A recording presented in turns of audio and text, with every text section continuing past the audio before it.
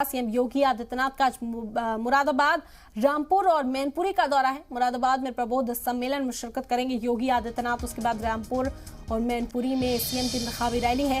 रामपुर में आकाश सक्सेना के लिए वोट मांगेंगे, वहीं मैनपुरी में रैली कर रघुराज शाक्या के लिए भी हिम्मत जुटाने की कोशिश करेंगे।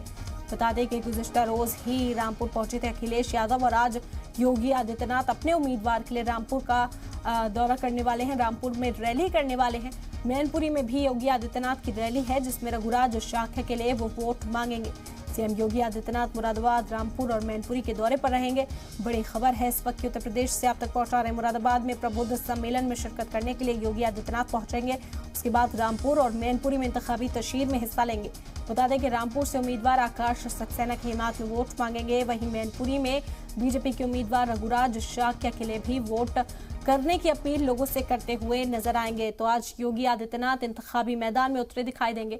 आपको बता दें कि 5 दिसंबर को ज़िमनी इंतखाब के लिए वोटिंग होनी है। खतौली, मैनपुरी और रामपुर वो सीटें जिन पर वोट डाले जाने हैं। 5 दिसंबर को इंतखाबी तशहीर जोरों शोरों से जारी है। समाजवादी पार्टी की कमान अखिलेश यादव संभाले हुए हैं और आज योगी आदित्यनाथ इसी सिमत में इंतखाबी तशहीर का हिस्सा होंगे।